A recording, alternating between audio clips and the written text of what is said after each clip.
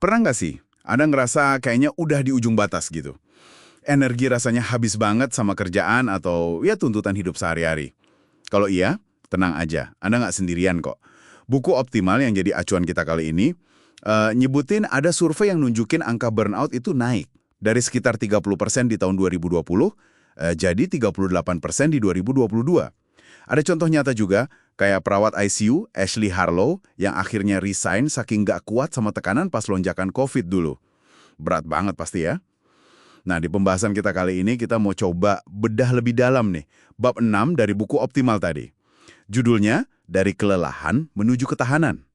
Kita mau coba telusuri bareng-bareng, gimana sih stres itu bisa ujung-ujungnya jadi burnout?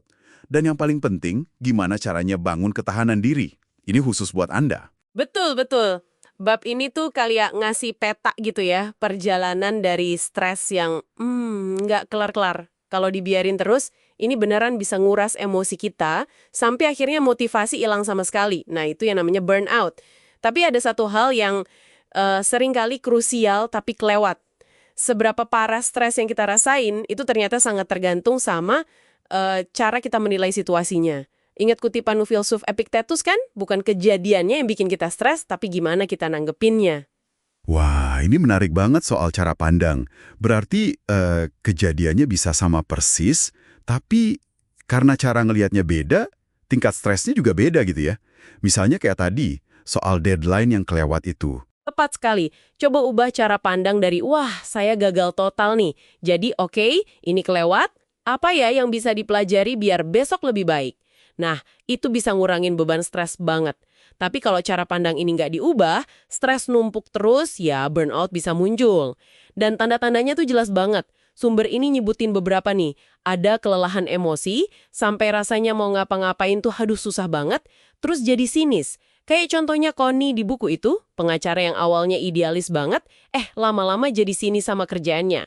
Belum lagi masalah fisik ya, sakit kepala, masalah pencernaan, susah tidur, wah bahkan bisa ke penyakit jantung loh.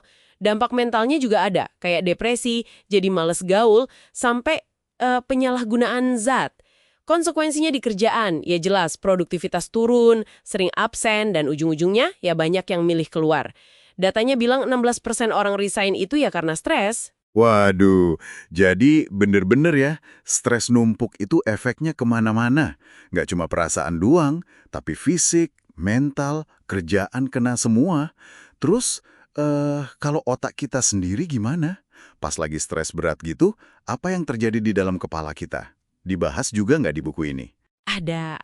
Dan ini cukup ngejelasin kenapa kita suka tiba-tiba ngeblank atau panik gitu ya. Coba bayangin skenario lagi presentasi penting, tahu-tahu teknologinya ngadat. Reaksi umumnya kan langsung susah fokus, pikiran buyar, hal sepele aja bisa lupa, terus malah ngelakuin hal yang kaku, ikutin kebiasaan aja padahal bukan solusi terbaik.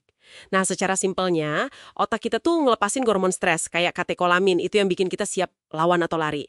Sama kortisol. Akibatnya, energi tubuh dialihin buat mode darurat.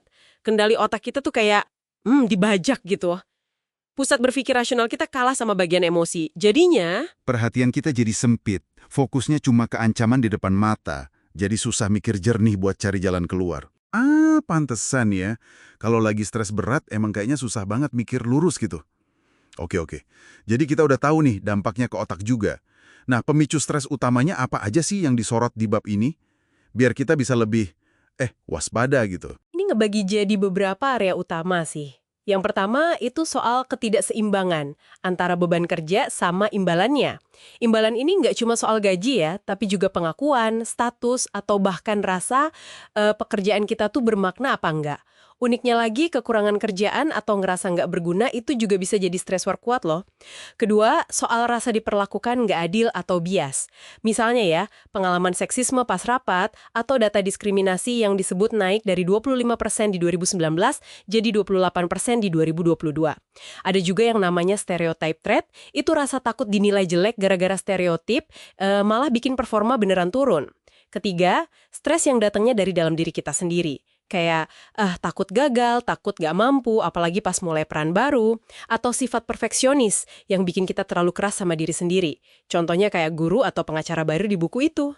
Oke, jadi pemicunya bisa dari luar, kayak beban kerja atau perlakuan orang, tapi juga bisa dari dalam diri kita sendiri ya, kayak ketakutan atau perfeksionisme itu. Nah, sekarang bagian pentingnya nih. Gimana caranya kita keluar dari lingkaran ini? Gimana caranya bangun ketahanan atau resilience? Apa kata buku optimal soal ini? Resilience atau ketahanan itu di sini diartiin sebagai kemampuan kita buat bangkit lagi gitu, kembali ke kondisi emosi yang seimbang setelah ngadapin kesulitan. Jadi bukan berarti nggak pernah stres sama sekali ya, tapi lebih ke gimana kita bisa pulih setelahnya. Ada contoh bagus banget di buku ini, soal perawat ICU di Boston pas pandemi COVID. Dia sadar banget tekanannya luar biasa, jadi dia sengaja secara sadar ngebangun ritual buat jaga ketahanannya.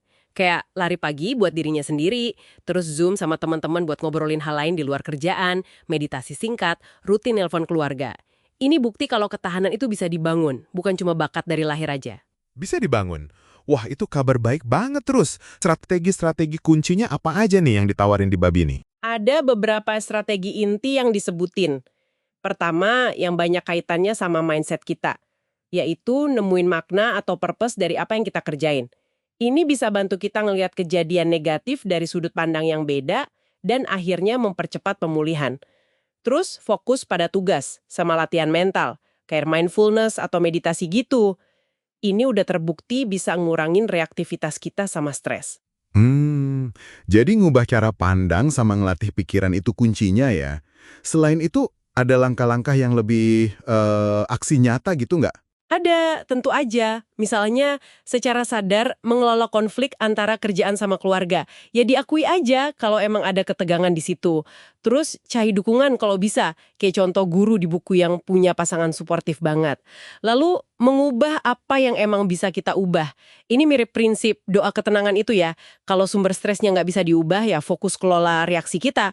Tapi kalau bisa diubah ya ambil tindakan, minta perpanjangan waktu ke, cari bantuan atau bahkan ya ganti situasi. Kayak pengacara yang akhirnya pindah karir atau Charles yang belajar nolak klien yang sulit. Penting juga buat cari rasa kontrol atau otonomi sekecil apapun itu. Contohnya guru Eugenia Barton yang rasa punya kendali penuh di kelasnya sendiri. Kontrol sama mengubah situasi, ya masuk akal banget. Ada lagi nggak? Kayaknya istirahat juga penting banget kan ya? Aktivitas pemulihannya bisa macam-macam banget, jalan-jalan di alam, ngobrol sama teman, main sama hewan peliharaan. Malah ada kutipan di buku, bermain dengan kucing menyelamatkan hidup saya, katanya. Terakhir, melatih rasa syukur. Ada studi juga yang dikutip, nunjukin kalau orang yang sering bersyukur itu tingkat stresnya cenderung lebih rendah. Wah, lengkap banget ya strateginya. Mulai dari mindset, aksi nyata, sampai pemulihan, dan rasa syukur. Jadi intinya bab 6 ini nekenin pentingnya kita proaktif ya buat ngelola diri sendiri. Nggak cukup buat bangun hubungan yang baik sama orang lain. Perlu empati juga, nah ini nanti dibahas di bab selanjutnya. Dan yang nggak kalah penting, jangan sampai kita malah nyalahin korban burnout. Karena sering banget ada faktor-faktor di level organisasi atau sistem kerja yang ya ikut andil besar nyiptain kondisi burnout itu. Oke, jadi rangkuman singkat buat Anda, stres itu wajar banget, tapi cara kita menilai situasi itu nentuin banget dampaknya. Burnout itu nyata, ada tanda fisik dan mentalnya, otak kita punya cara kerja spesifik pas lagi stres. Kabar baiknya, ketahanan itu bisa dilatih kok, lewat banyak cara. Cari makna, latih fokus, kelola konflik, ubah yang bisa diubah, cari kontrol, jangan lupa istirahat, dan bersyukur. Semoga dengan memahami ini semua, Anda jadi bisa lebih baik dalam ngenalin dan ngelola stres, ya buat diri sendiri maupun buat orang di sekitar Anda.